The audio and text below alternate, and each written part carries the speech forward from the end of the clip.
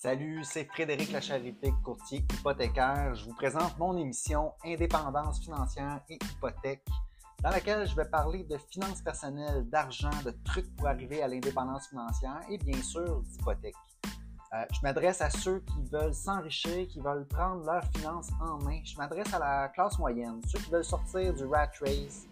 Je vous transmettrai ma formule pour atteindre l'indépendance financière. Donc, je vous invite à vous abonner à ce podcast. Ce sera un honneur pour moi de vous parler d'indépendance financière et d'hypothèque.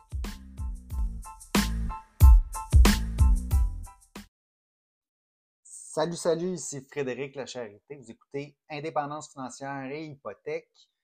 Aujourd'hui, pour l'émission numéro 16, j'ai 10 raisons pour vous de poursuivre l'indépendance financière.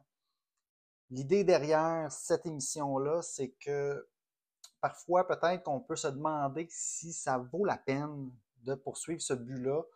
On peut se demander, est-ce que le sacrifice en vaut la chandelle? Pourquoi je ferais ça? Pourquoi j'accumulerais un capital? Pourquoi, au lieu, j'irais pas le dépenser, m'acheter des belles choses, aller me chercher des expériences? On a juste une vie à vivre. Pourquoi j'en profiterais pas maintenant, profiter du moment présent? Pourquoi je ne profiterais pas du moment présent au lieu de le sacrifier pour un futur, pour le futur moi? Tu sais, on ne sait pas qu'est-ce qui va se passer, je vais-tu être encore là demain matin?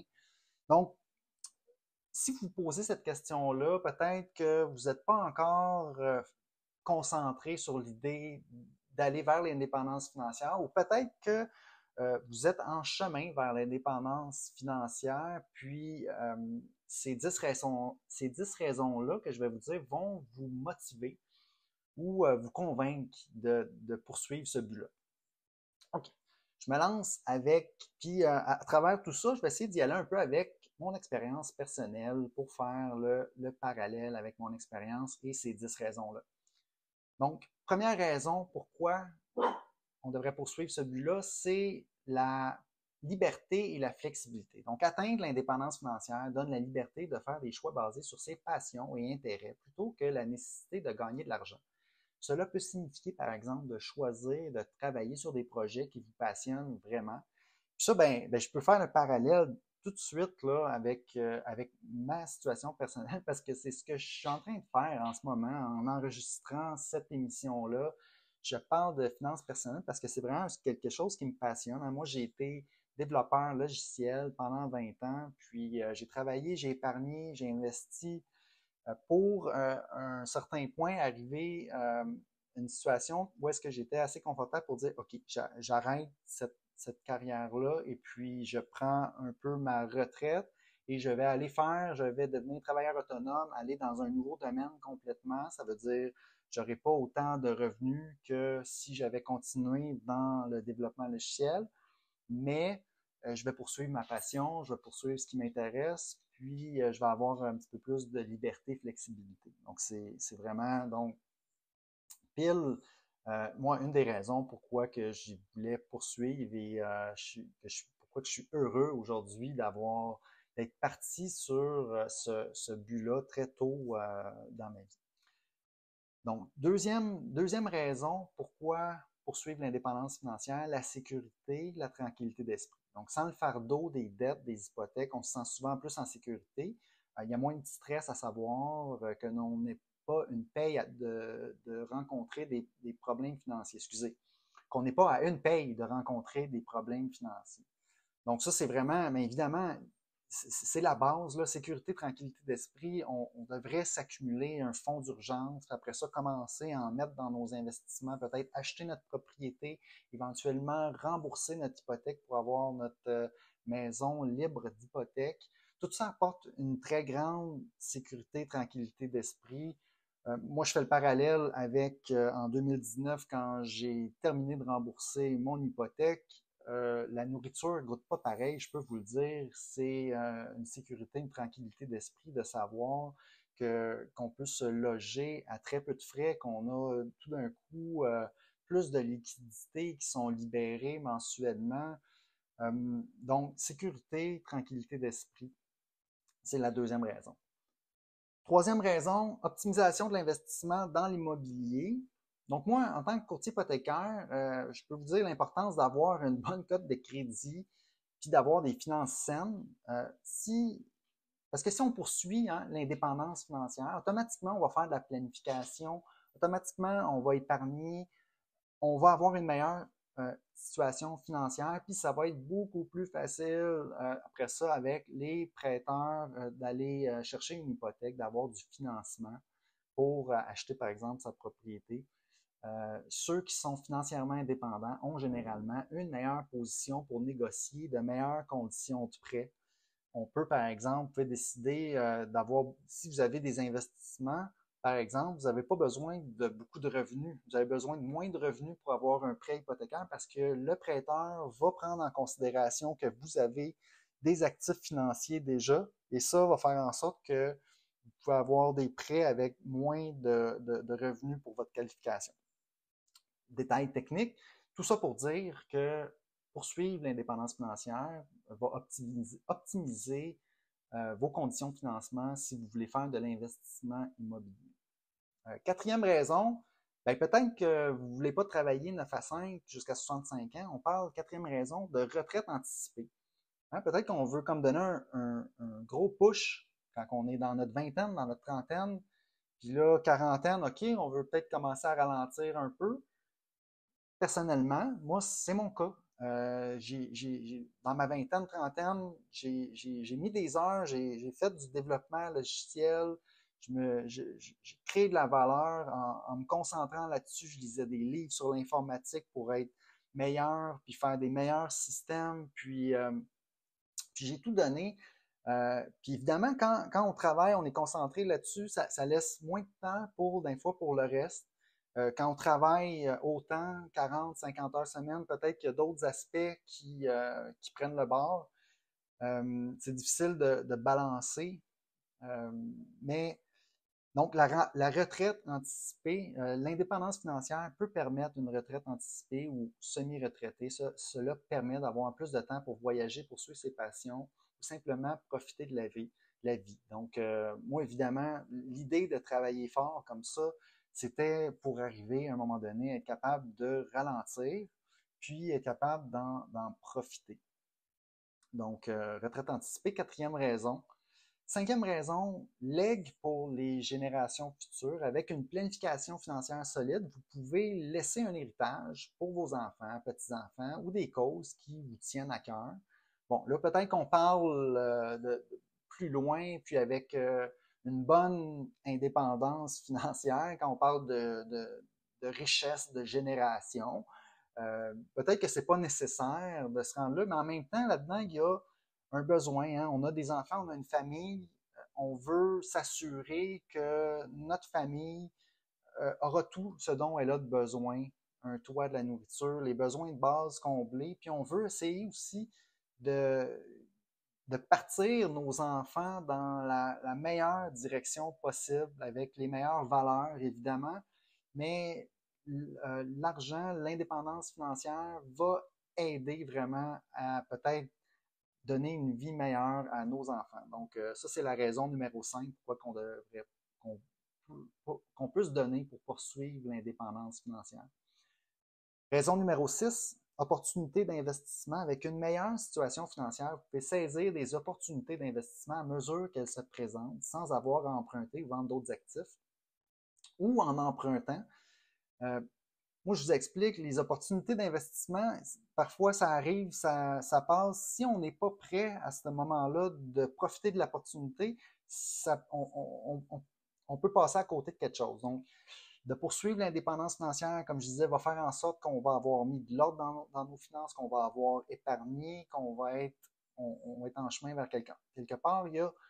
S'il y a une opportunité qui se présente, puis moi, ça a été le cas. En 2012, j'ai eu l'opportunité d'investir dans la compagnie où je travaillais. Et puis, comme j'étais déjà en chemin, j'avais acheté mon condo, j'avais épargné ma mise de fonds, j'avais acheté ma maison. Et puis là, ma maison avait pris de la valeur. J'avais la capacité de profiter d'une opportunité d'investissement. Et puis ça a été pour de vrai la plus grande opportunité que j'ai eue. j'ai eu un très bon rendement avec cet investissement-là. Et tout ça, c'est parce que, justement, j'avais prévu, j'avais commencé à épargner, j'avais commencé à réfléchir à ma planification, puis j'étais déjà en chemin vers l'indépendance financière à ce moment-là. Et puis, si je ne l'avais pas été, ben, je n'aurais pas eu les moyens peut-être de profiter de cette opportunité d'investissement-là.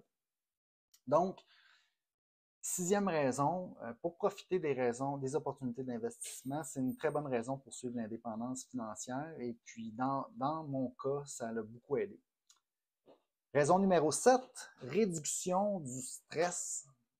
On sait que dans la société aujourd'hui, les problèmes d'argent sont l'une des principales causes de stress. L'indépendance financière élimine beaucoup de ces soucis-là. Ça améliore ainsi la santé mentale et physique. Notre esprit, là, s'il passe beaucoup de temps à s'inquiéter des problèmes d'argent, on n'est pas en train de penser à d'autres choses qui vraiment vont aider notre vie, comme par exemple notre santé mentale et physique. Parce que le stress, ça a un impact physique sur notre corps. Et puis, sans compter les problèmes de santé mentale, on est de plus en plus justement ouvert par rapport à ces réalités-là. C'est très fréquent aujourd'hui dans la société. Puis, les problèmes d'argent, c'est une cause majeure de stress. Donc, quand on poursuit l'indépendance financière, dès qu'on commence à accumuler notre fonds d'urgence, notre mise de fonds pour notre maison, peut-être qu'on accumule notre capital, notre premier 100 000, 200 000, soit en équité dans notre maison ou en placement dans nos REER, mais dès qu'on réussit à en accumuler un peu, le stress diminue. Parce que s'il nous arrive quelque chose à ce moment-là, qu'on ne peut plus travailler, pour une raison ou une autre, on perd notre emploi, ben, on a le temps de se retourner de bord. On a du lousse pour trouver une solution parce qu'on a accumulé un capital, parce qu'on poursuit l'indépendance financière. Donc, septième raison, la réduction du stress, très important. Huitième raison, liberté de choisir où et comment vivre. Bon, quelqu'un qui ne poursuit pas l'indépendance financière, techniquement, a la liberté puis qui n'a rien dans la vie, qui n'a pas de famille, peut avoir la liberté de choisir où et comment il va vivre. Par contre, ce n'est pas la réalité de la majorité des gens. Souvent, on va s'acheter une voiture, on va avoir une famille, on va avoir des enfants, puis là ça crée des obligations. On n'est plus nécessairement libre à ce moment-là. Dès qu'on a des personnes qui dépendent de nous, on n'est plus nécessairement libre de choisir où et comment on va vivre. Ben, une façon de revenir à une liberté de choix, c'est de poursuivre l'indépendance financière. Puis là, ben, on peut arriver éventuellement sans hypothèque, sans le fardeau d'une hypothèque ou d'autres dettes. On peut choisir de vivre dans un endroit qui correspond vraiment à ses désirs, que ce soit dans un endroit plus paisible ou dans une autre ville ou même à l'étranger. Bon, moi, je n'ai pas personnellement profité tant que ça de ça. J'habite toujours à Montréal.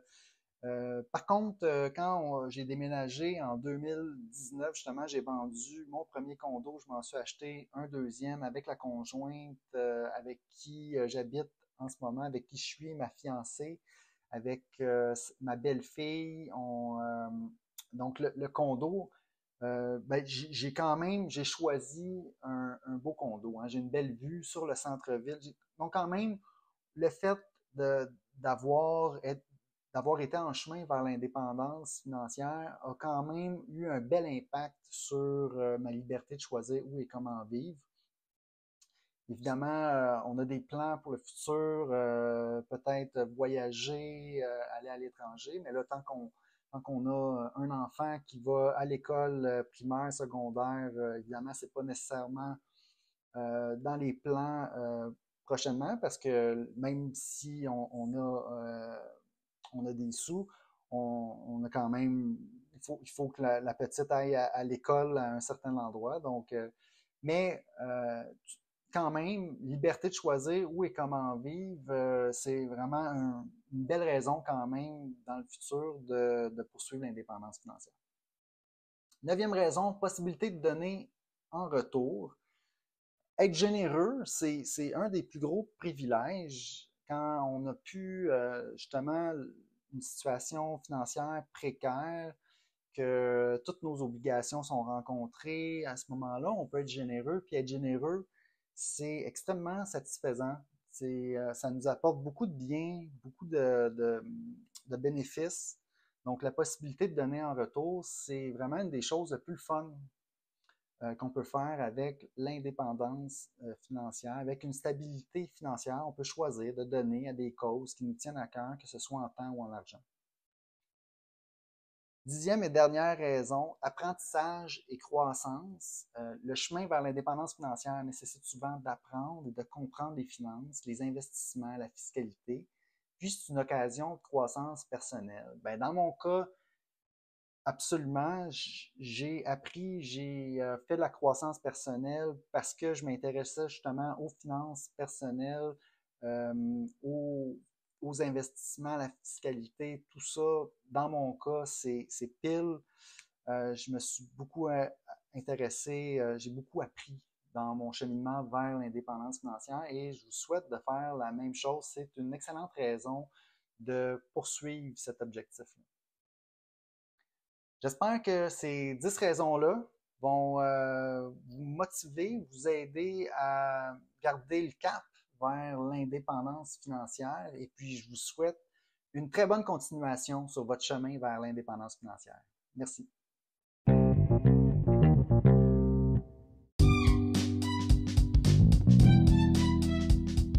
Alors, si vous avez apprécié l'émission, je vous invite à vous abonner. J'ai aussi une page Facebook à laquelle vous pouvez vous abonner. Ça s'appelle Frédéric Lachèreté, courtier hypothécaire. Vous verrez passer mes publications hypothécaires quotidiennement. Si vous avez des questions ensuite d'hypothèque pour moi, achat, renouvellement, refinancement, n'hésitez pas à communiquer avec moi en prenant rendez-vous. L'adresse parleravecfred.com, c'est un site, ça va vous mener directement sur mon calendrier. Vous pouvez choisir la date, l'heure, choisir le moment qui vous convient pour prendre rendez-vous. Ensuite, par courriel à hypothèque au pluriel, donc hypothèque avec un S, à commercial frédériclacharité.com, téléphone 514-243-8994. Toutes ces infos-là sont disponibles dans les notes de l'émission. Puis ça me fera plaisir de parler d'indépendance financière et d'hypothèque avec vous.